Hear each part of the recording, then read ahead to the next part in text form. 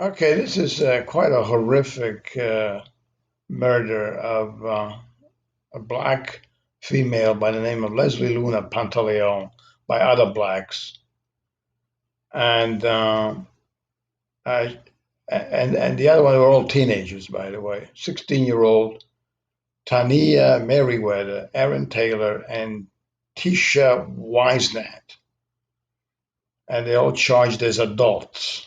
I mean, this is the type of crime that you normally get a death penalty sentence for, and I hope they give it to all of them.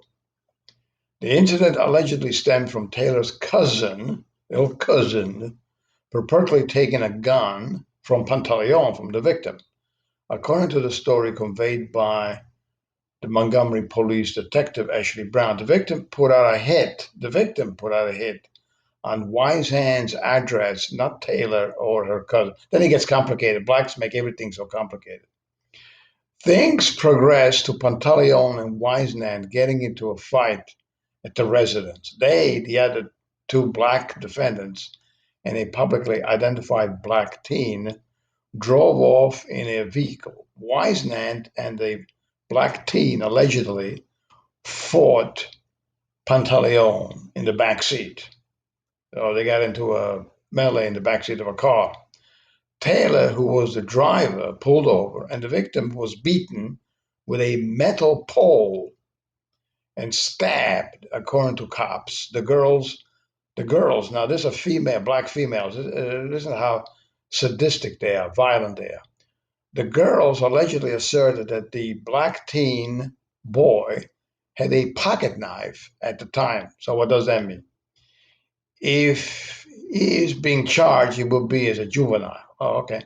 But whether he faces a criminal case or not is unclear for this very reason, because records will be sealed. Oh, really?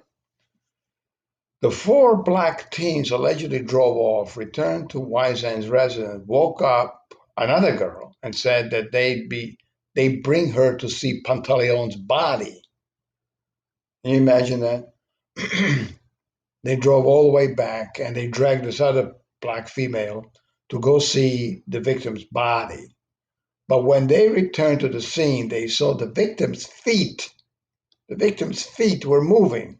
Wisenant allegedly maintained Pantaleon needed to be taken care of. Excuse me. Wisenant and the boy quote, take her on a long, bumpy road for a couple of minutes, get to a creek and river area. Then they threw her in the river, Brown said. The pole was also thrown in the river. According to Tisha, it appeared the victim was trying to swim. Okay, it's kind of like she was still moving, and so they made sure that she was dead. Okay, so the detectives are charged with the defendants are charged with capital murder with underlying count of robbery. And the lawyer, by the way, the lawyer for the black defendant here said that it's not capital punishment, it's not capital murder because there was no underlying robbery. The defense that's like the best defense that they can come up with. Well, there was no intent to rob anybody, so it's not capital murder. I mean, that's their defense. That's their defense. That's their defense. It's like the Central Park Five, if you remember those, or Central Park Four, about five. There were a whole group of blacks who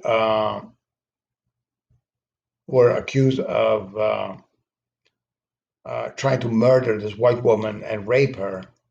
But their defense in court was, we weren't assaulting her. We were assaulting other white people on the other side of the park.